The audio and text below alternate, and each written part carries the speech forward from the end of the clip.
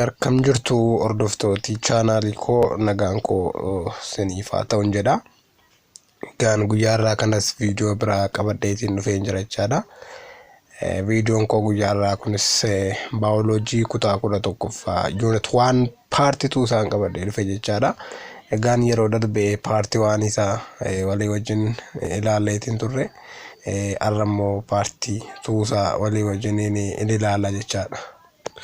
Gaan Oromo jechaadha. What is scientific method kan jedhu ilaala jechaadha walii wajjin. Scientific method kun jechaadha.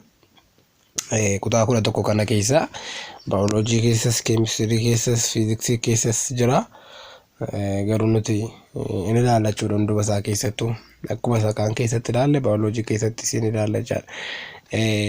This is the process by which biologists and all other scientists approach their work.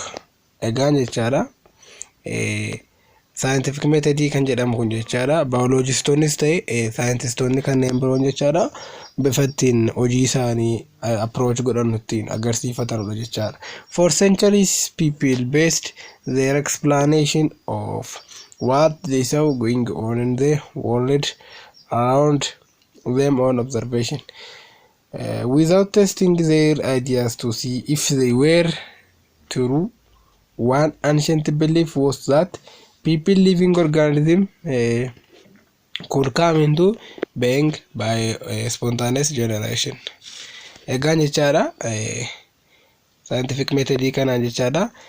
Wantoota scientistoonni ittiin hojii isaanii agarsiifatan adda jenne jechaadha. Scientistoonni yookiin biologistoonni kun jechaadha jaarraa hedduudhaaf jechaadha wantoota uummata kana fayyadan observation adda addaa qorachuutiin yookiin observation adda addaa ilaaluutiin jechaadha hojii isaanii yeroo isaaniitti hojjechaa jiran jechaadha. Hojiin isaanii kun test ta'ee jechaadha yookiin ideyaan isaanii kun test ta'ee jechaadha. Yoo dhugaa ta'e kan itti fuftaa, yoo soba ta'es yeroo sanaaf homtuu namni hojjetu waan hin jirreef yookiin amma scientistiin biraan yookiin biologistiin biraan gaafii sana observationii sana sirreessee hojjetu jechaadha. Bifa sanaanitti tura jechaadha. Fakkeenyaaf yeroo durii tokko jechaadha spontaneous generation kan jedhamu tokkotu ture.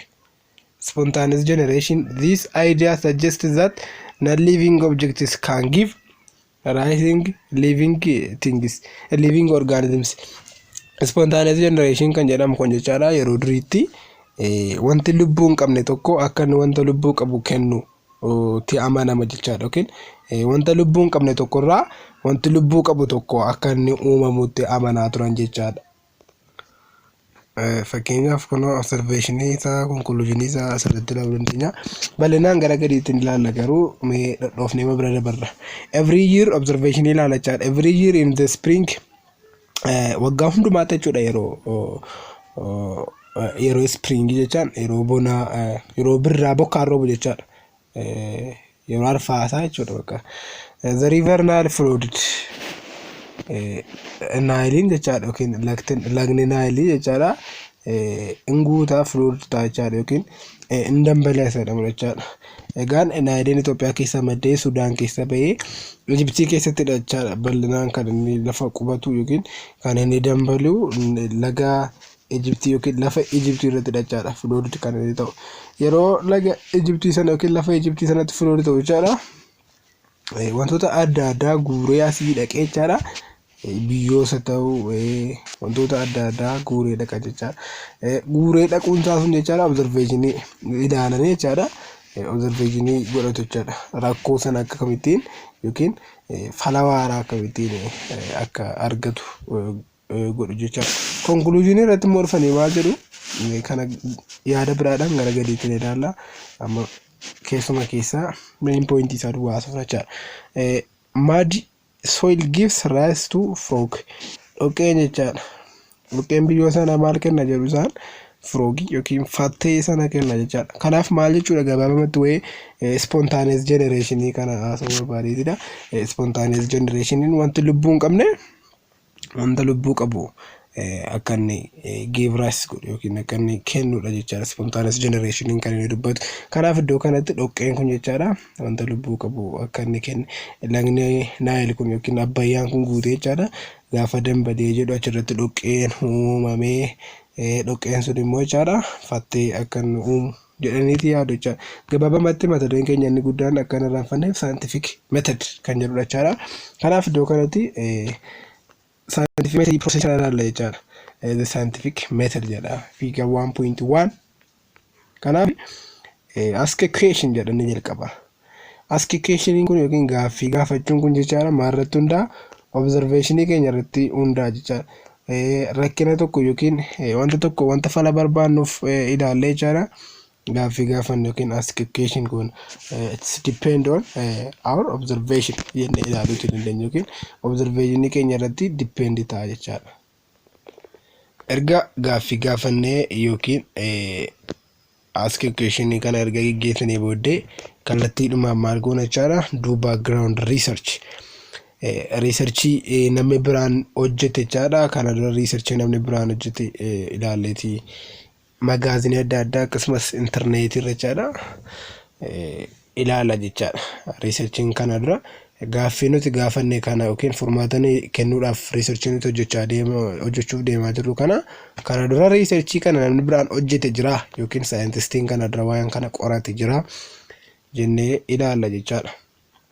Erga kana hundumaa xumurree intarneetii irras ta'u magaazinoota laabraroota adda addaa erga barbaanne booddee kallattiidhaan kan biraatti dabarra jechaadha. Inni maali construct hypothesis. Construct hypothesis inni jedhamu kun tilmaama isa jedhan jechaadha. Malaamanta isa jedhama maarfaa. Inni mamaadha tilmaamna jechaadha yookiin wanti kun gatii akkas ta'e gatii kana ta'eef kana ta'e jennee tilmaamuudha jechaadha. Tilmaama dubbachuudha yookiin fala keewwachuudha jechaadha. Fala gabaabumatti erga kana fala kana fallee booddee yookiin mala kana keenyee booddee jechaadha.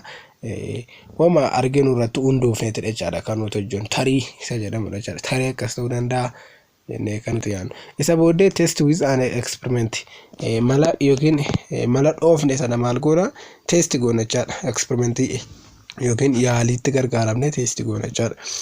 Erga test goonee booddee egaan test erga goone yookiin dhugaa ta'uu danda'a malee nuti dhoofne kun yookiin dhugaa ta'uu dhiisuu danda'a.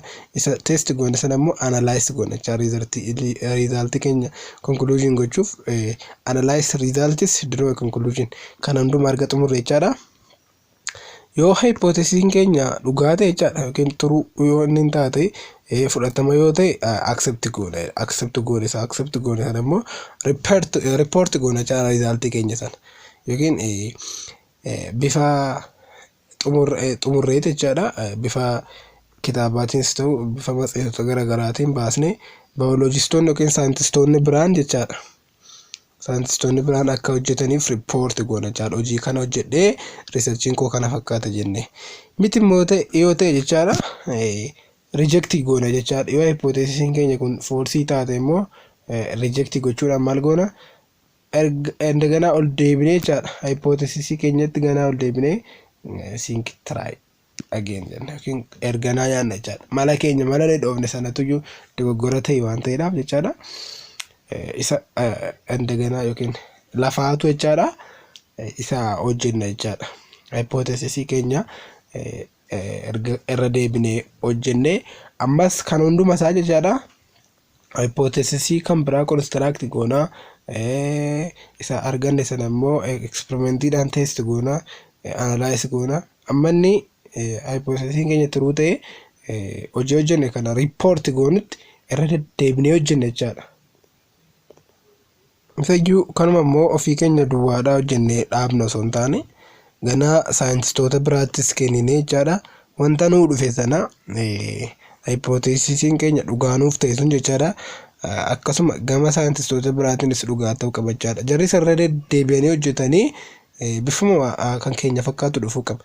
Kan keenya fakkaatu yookiin jaraaf wanta biraa fida taanaan inni nuuf waan biraa fide jaraaf waan biraa fida taanaan ammas hojiin keenya sirrii waan hin taane irra deebi'amee hojjechuu barbaachisa. Ireerii qaba waan ta'eedhaaf jechaadha. What are the main steps of the scientific method? Step of the scientific method kana ilaalla jechaadha. The scientific method consists of a number of stages. Scientific method kun jechaadha stages garaa garaa qaba. These are summarized in the flow chart. Flow chart gara gadi irratti keemee jira jechaadha. Gaafa bira geenye ilaalla. So what is happening at each of this stage? Stage kana irratti maal gochuun qaba maaltu ta'a? What is the biologist doing and what do we mean by hypothesis? Jennee ilaalla jechaadha. To help you understand what is happening at each stage of the scientific method, an example using the growth of a tomato seeds is detailed below. Egaan jechaadha research maarratti hojjetame ilaalla jechaadha. Tomato seed yookiin ija tomaatoo firii tomaatoo jechaadha. Waa'ee firii tomaatoo irratti inni ilaalla jechaadha chaartii kana keessatti. Step isaatiin ilaalla jechaadha. Table 1.1 how a biologist would follow the scientific method kan jedhu jechaadha. Kana sirriitti qabachuutii qabdu yookiin sirriitti hubachuutii qabdu jechaadha. Tomato seeds don't germinate inside tomatoes. What is stopping them? Egaan jechaadha iji tomaatoo kun jechaadha yookiin callaan isaa inni biqilu sun tomaatoo manneesaa isa gara alaatiin jiru keessatti biqiluu hin danda'u jechaadha. Sababni isaa maaliifidha? Fakkeenyaaf tomaatoo tokko yookiin timaatima tokko jechaadha fayyaa masaa akka gabaabinnetti fuunee toowwaallee jechaadha hin biqilu. Garuu ija isaa kana keessaa yaasnee immoo jechaadha foonsa isaa alaa kana keessaa yaasnee ituu facaasne yookiin ituu qotnee awwaallee jechaadha hin biqila.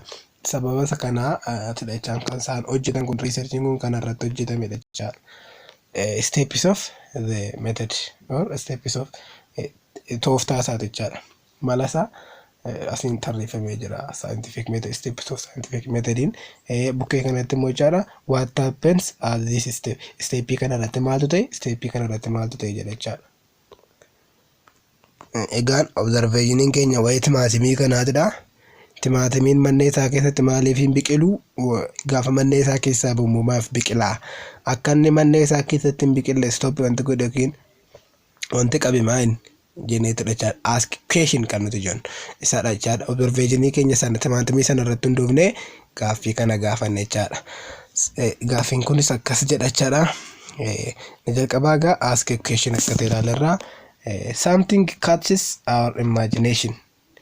We know that tomato seeds germinate when they are planted. Kan nuti beeknu jechaadha yeroo timaatimii facaasan yookiin dhaaban jechaadha. But why don't tomato seeds grow inside tomatoes?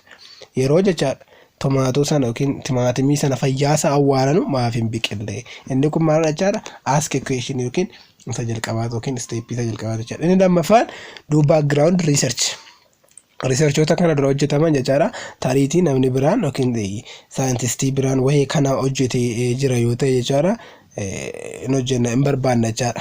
Before we start trying to do we will investigate ourselves. We will first check scientific magazines and the internet to see if anyone else has looked into the problem. Egaan jechaadha hojii kana yookiin researchii kana otoo hin jalqabin jechaadha namni biraan waa'ee kana akka hojjete yookiin kan dura hojjete yoo jiraate jechaadha scientific magazine keessa barbaanna akkasumas immoo googilii adda addaa interneetii irra barbaanna jechaadha. Rakkoo kanaaf jechaadha yookiin rakkoo wal fakkaataadhaaf namni kana dura jechaadha nu dura saayintistiin biraan hojjeteera yoo ta'e deebina jechaadha. We find out that there are substances in plants that control growth called growth regulators. Inni itti aanu maalidha? Construct hypothesis. Hypothesis keenya lafa keenya jechaadha yookiin mala dhoofna jechaadha. Mala dhoofna malli nuti dhoofnu kun dhugaa ta'e dhugaa ta'uu dhiisee inni ilaalla jechaadha.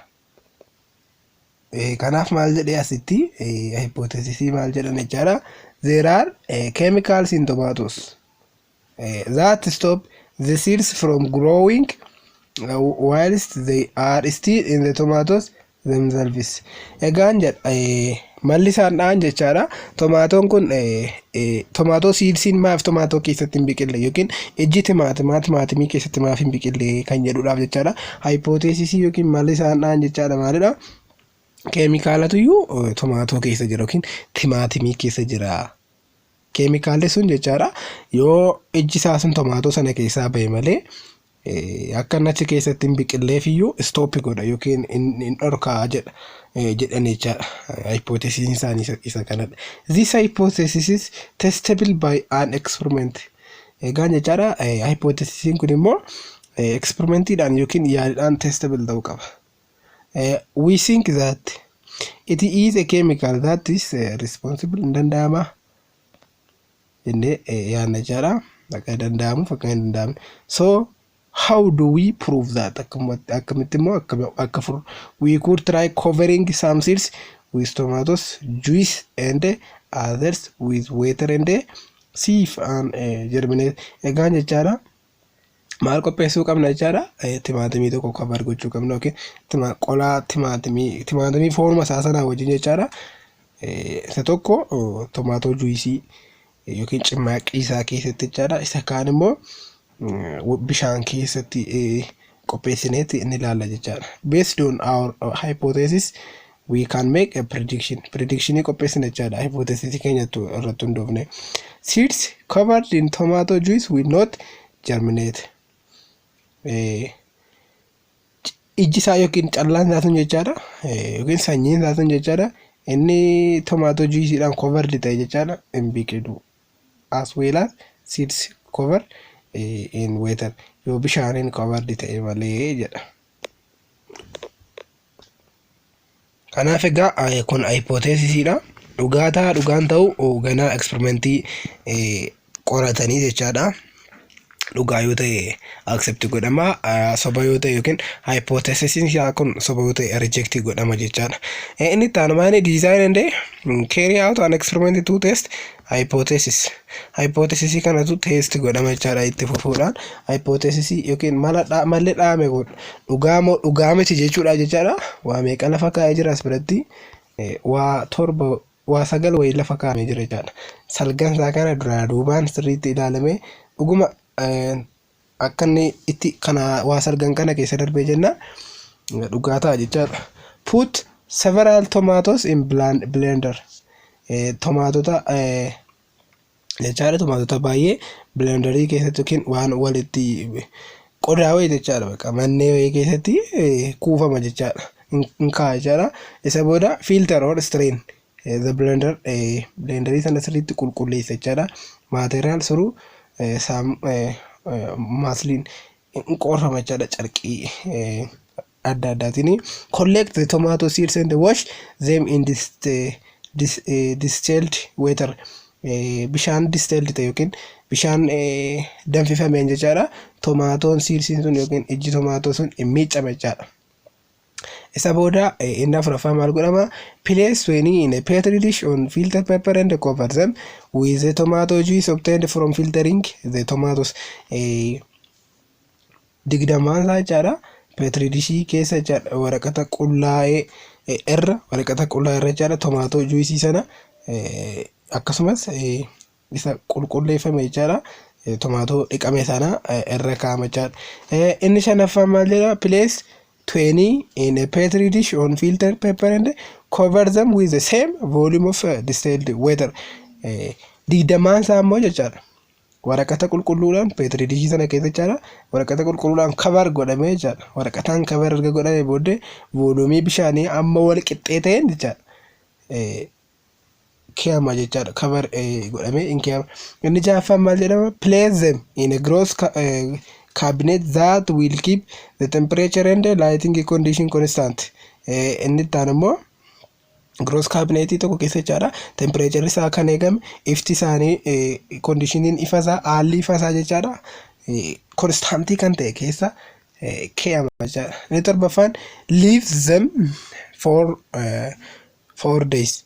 guyyaa afuriif jechaadha hin dhiifama yookiin dhaqamee hin ilaalamu. Check the number that have germinated in each conditions. Inni kam akka biqile jechaadha cheekii godhama jechuudha. Isa booda lakkoofsi meeqa akka biqile isa kam keessaa meeqa akka biqile jechaadha. Inni sagalaffaa repeat the experiment 50 times to confirm your result. Kan hundumaa erga godhamee booda jechaadha si'a 50 irra deebi'amee confirmationiidhaaf yookiin sirreessuu intini gochuudhaaf jechaadha dhugaa miti jennee confirm gochuudhaaf mirkaneeffachuudhaaf jechaadha si'a 50 irra deebinee hojjenne jechaadha. Kana salgan irra deebinee hojjenne jechaadha si'a 50. Inni taan analyze results and draw conclusion. Kana salgan erga qopheessinee booda jechaadha isa test goone kana conclusion hojjennaaf jechaadha yookiin gabaasa hojjennaaf jechaadha. Out of 1000 disease sown in each condition 668 germinated in the distilled water or 13.36 per dish and 265 germinated in the tomato juice. Kana jechuun immoo 5.3 per dish. Ilaala gamma seedsii 1000tu jira jechaadha. Seeds yookiin ijji isaa sun jechaadha 1000tu ture. 1000 sana keessaa jechaadha bishaan keessatti kan biqile lamaan isaanii keessatti iyyuu 1000tu kaa'ame jechaadha. Isa kan bishaan qabu keessatti yookiin distilled water inni itti namme jechaadha yookiin bishaan qulqulluudhaan bishaan danfee kan itti namme meeqatu keessaa biqile 668 yookiin petridishii sana keessaa 13.36 jechaadha. Inni kan tomaatoo juisii immoo meeqa jechaadha 265 yookiin 5.3 petridishii sana keessaa jechaadha. Ilaalaa egaa inni kan bishaan ammanayyuu bishaan rakkoo qabaatee osoo hin taane ija sanyii sana jechaadha. Sanyii tomaatoo seedsii sanadha jechaadha kan rakkina qabu malee dhibba biqiluu danda'a ture. Garuu isa kan tomaatoo juisii sana keessatti jechaadha amma inni wal caalu ilaala 668 fi 265 gidduu garaagarummaa guddaatu jira.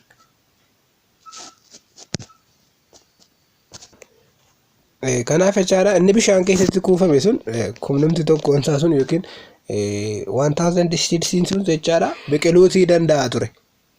Garuu rakkoo qulqullina sanyii sanaatii wajiiwwan gatii wal qabateef 668 biqilee inni kaanaaf.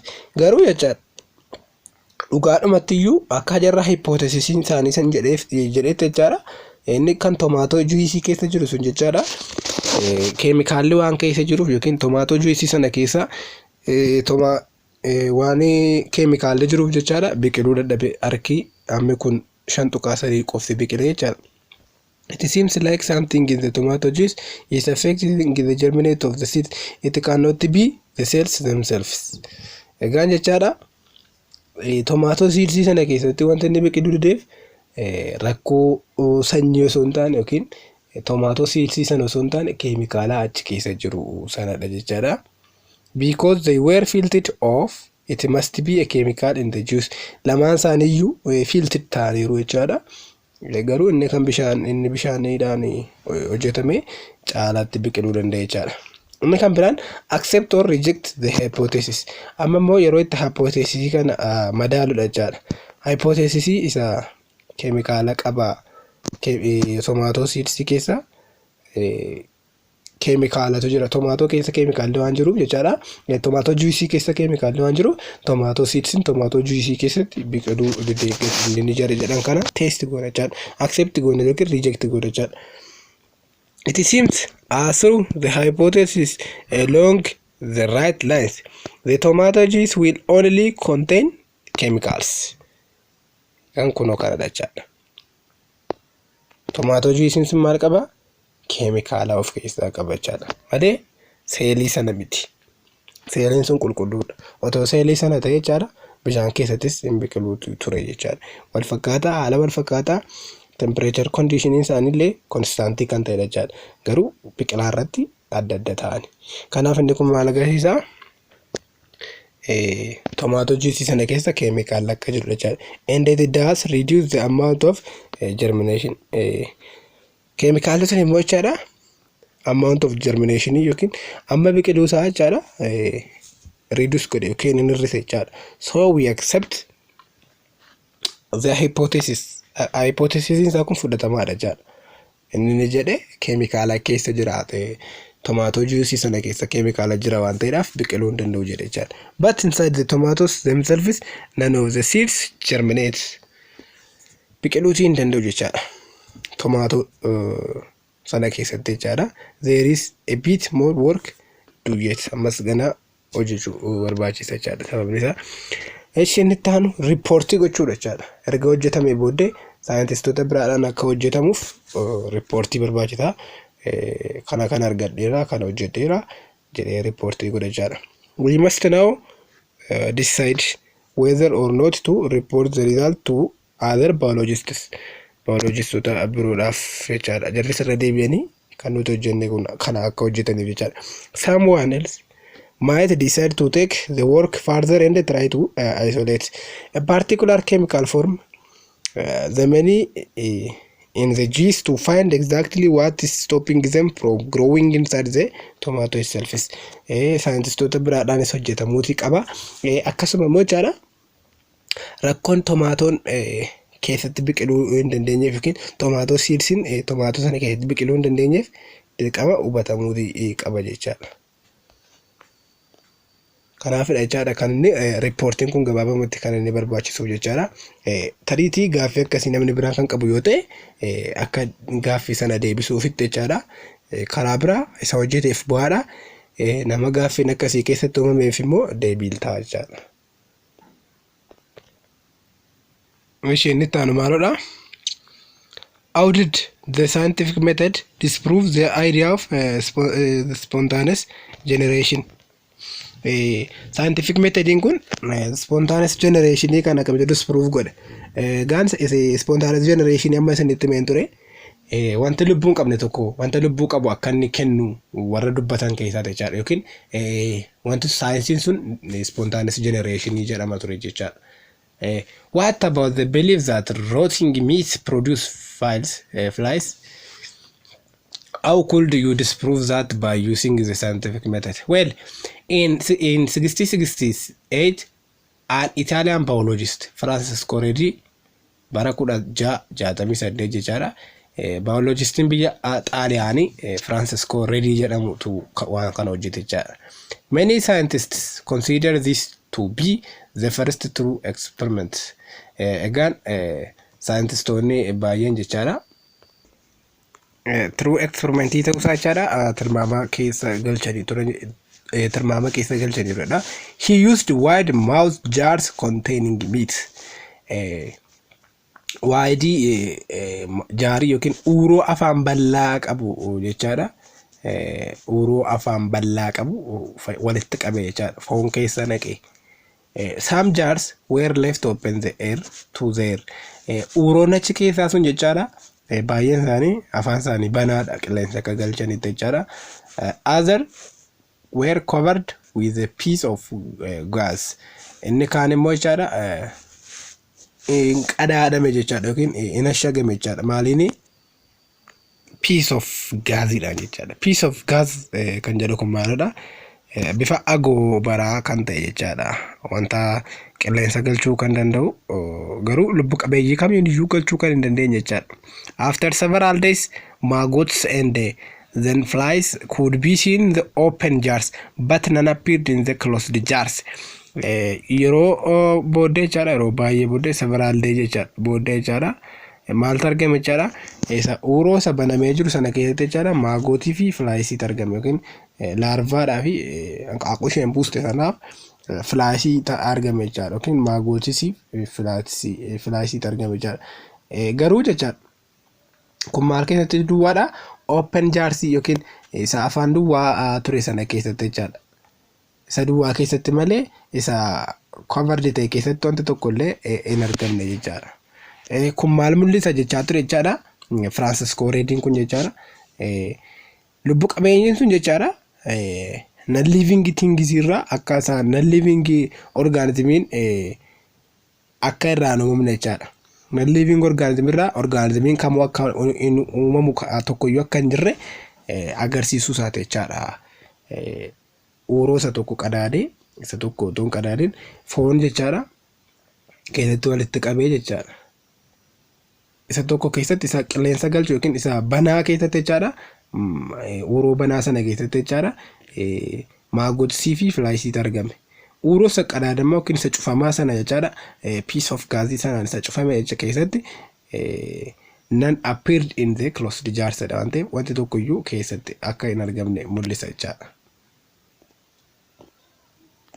Kunoo fakkii kanarraa ilaaluu dandeessu. Inni jalqabaa kun jechaadha. Isa qadaadame jechaadha. Kunoo asirratti piece of gaasiidhaan cuqqaalameeti jira. Qilleensa malee lubbu qabeeyyii kamiin iyyuu galchuu hin danda'u jechaadha. Several day yookiin guyyaa sana booddee gaafa dhaqee ilaalu sana jechaadha. Kunoo keessotaa tumte tokko argamne. Miisii yookiin foon sana duwwaatu argame jechaadha. Isa banaa ture keessatti immoo kunoo lubbu qabeeyyii adda addaa jira jechaadha. Maagotsii fi filaayisiin sun keessatti argamaniitu jiru. Kanaaf jechaadha. Gabaabumatti Francis Collins sun wanti inni hojjete wanti inni jechuu barbaade lubbu qabeeyyiin sun qilleensarraa naannoodhaa lixu galan keessa galan malee jechaadha. Wanti lubbuu hin qabne yookiin miitiin kun jechaadha wanta lubbuu qabu uumuu akka hin dandeenye agarsiisuu barbaadeeti jechaadha. Kun as biratti amma ready hypothesis that only flies could produce more flies and predicted that qilleensarraa naannoorraa galan malee jechaadha. Eksperimentii sanaan akka hin agarsiisetti jechaadha. Wanti lubbuu hin qabne wanta lubbuu qabu kennuu akka hin dandeenye jechaadha. Flies would be found in the open jars but not in the covered jars. He maintained all the jars under the same conditions. Uuroon sun jechaadha conditionii tokko ture. Temperature isaa tokko ture. Haala inni itti keessa ture humni isaa tokko ture. Garuu inni tokko controlled ta'ee ture akkasuma variabilidhaan controlled ta'ee ture jechaadha. By choosing to cover some jars with a gas rather than an impermeable seal. Piece of gaasiin kun maal jechaadha? Impermeable kan ta'edha yookiin bishaan dabarsuutii kan danda'u jechaadha. Mallattoo impermeable kan ta'edha jechaadha kan itti cufamee jiru jechaadha. He allowed air to enter all the jars. Qilleensi naannoodhaa akka keessa galu godheera jechaadha. Uuroota sana jechaadha. Again he controlled a variable that could have affected the outcome of the experiment. His results matched his prediction, and when other people tried the experiment, they too get the same results. Egaan jechaadha experimentii kana ofiisaatii hojjetee erga xumureetii booda jechaadha namni biraanis yeroo hojjetu akkasuma ta'e jechaadha. Amanuu hin dandeenye jechaadha jarri. Radi was able to conclude that flies cannot be produced from rotting meats. Egaan yeroo conclude godhe yookiin hojii hojjete sana jechaadha yookiin riizaaltii isaa sana yeroo conclude godhu maal jedhe lubbu qabeeyyiin kamiyyuu jechaadha yookiin filaayisionni ilbiisonni adda addaa kamiyyuu jechaadha foonirraa yookiin wanta du'aarraa wanta lubbuu hin qabnerraa akka isaan produced hin taane hojjete agarsiise jechaadha.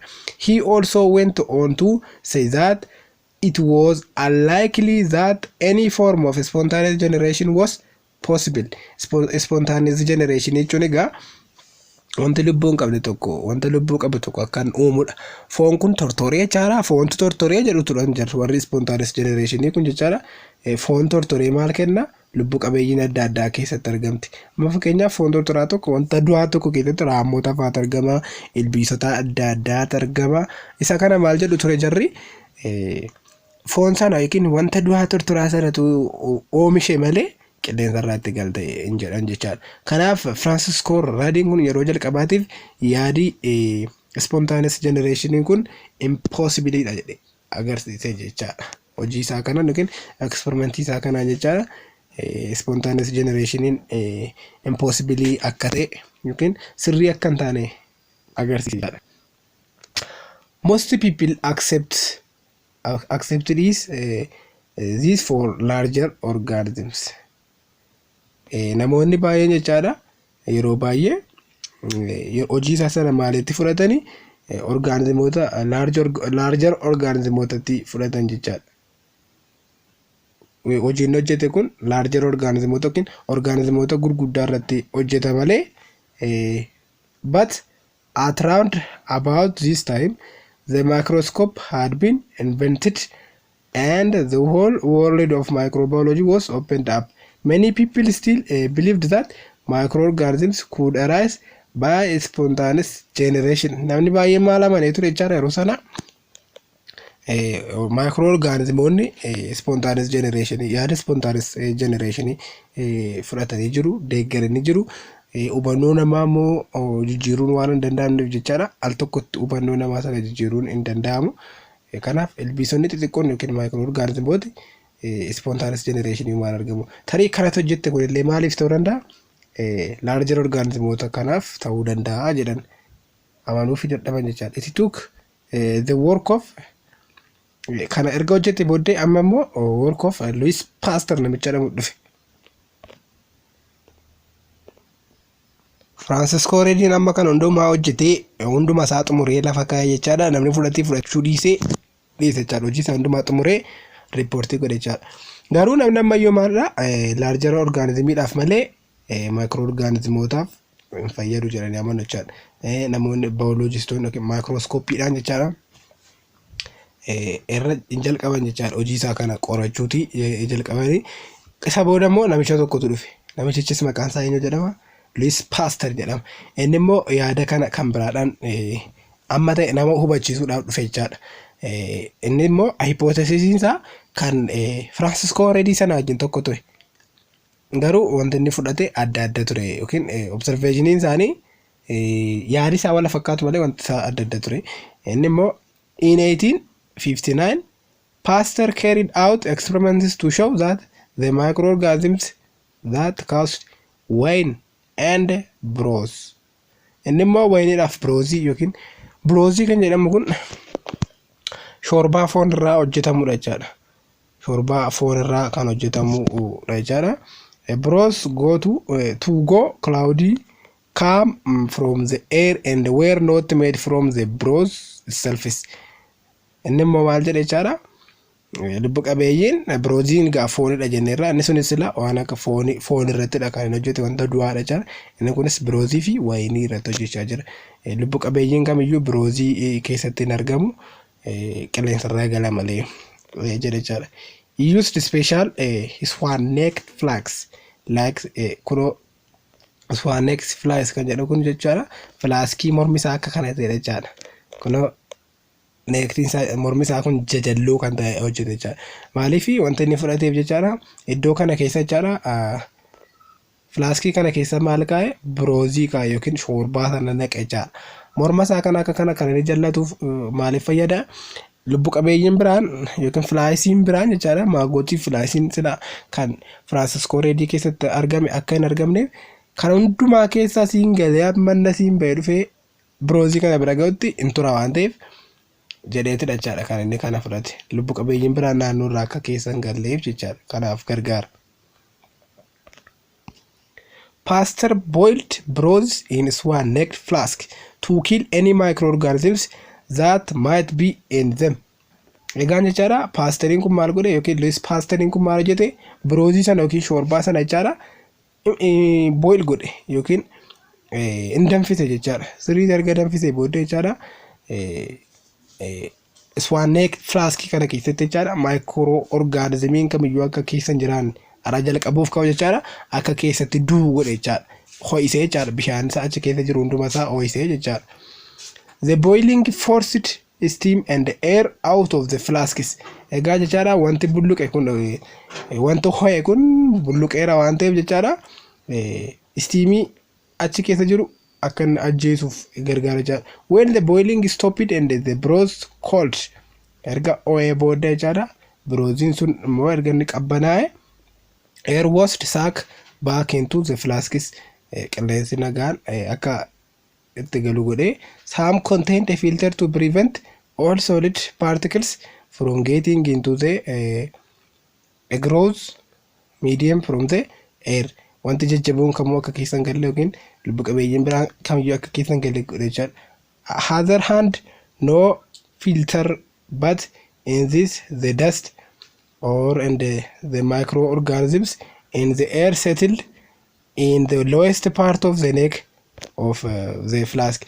Isa amma dubbanne jechaadha morma isaa kana keessatti jechaadha akka inni maaf jalloo filachuun isaa lubbuu isaa kana jalatti jechaadha iddoon dhokkoo ta'ee jiru kanatti dastiin yookiin hawaar yookiin microorganismoonni biraan qilleensa irraa galuu dhufan achi keessatti akka isaan hafanuuf gargaara jechaadha.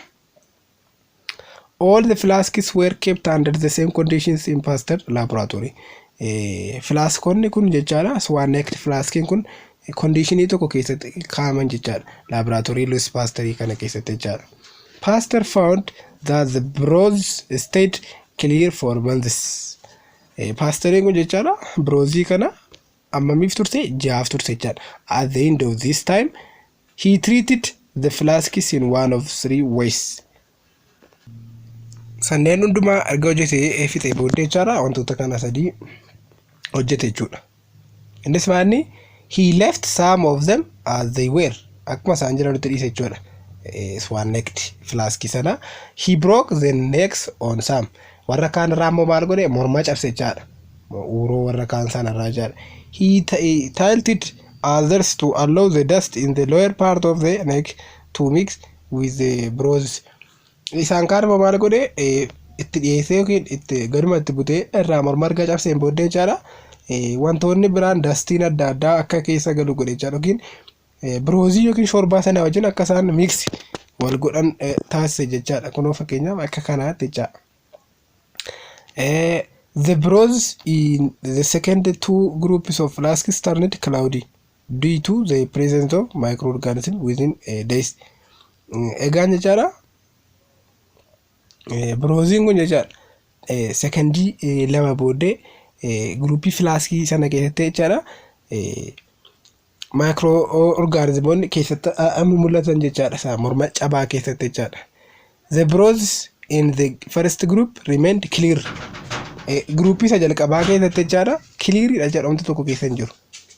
After this people were forced to admit that the spontaneous generation even of microorganisms could not happen. Egaa isa kana booda jechaadha Francisco Redi sila hin didanii alana uummanni maal godhe jechaadha people were forced to admit the spontaneous generation. Uummanni dirqama jechaadha spontaneous generation dhiisee jechaadha kan warra kanaatti deebi'e jechaadha. Maalidha spontaneous generation wanta lubbuu hin qabne wanta lubbuu qabu wanta lubbuu hin qabne irraa uumama isa jedhu dhiisanii jechaadha. One stage in the scientific method is to do background research. Pasteur certainly did that. Egaan jechaadha stage scientific method keessaa inni tokko background research hojjechuudha yookiin do background research jennee ilaalleerra jechaadha. Kanaaf Louis Pasteur kun maal godheera jechaadha background research sana hojjeteera. Sababni isaa Francisco Rediin isa dura hojjeteera ture waan ta'eef jechaadha magaazinoota adda addaa akkasumas internet irra barbaadu hojjennee turre. Kanaaf Louis Pasteur isa hojjeteera jechaadha. He knew that other scientists had tried to disprove spontaneous generation before him and he was able to draw on the results of their experiments and improve their technique. Technique isaa fayyadameera jechaadha. Kan Francisco Redi jechaadha namni kan biraan spontaneous generation kana namni disprove godhu isa dura tureera waan ta'eef yookiin scientistiin biraan tureera waan ta'eef jechaadha inni immoo experimentii isaa keessatti teekniikii namichichaa gargaaramaatii ture jechaadha. Kanaaf kana fakkaata barumsi keenya guyyaa har'aa jechaadha. Chaanaalii koo kana subscribe godhaa amma xumuraatti waan wajjin turtaniif thank you so much. Yeroo taanu paartii sirrii jechaadha what do we mean by cause and effect kan jedhu kana walii wajjin ilaalla waan wajjin turtaniif bye bye thank you so much.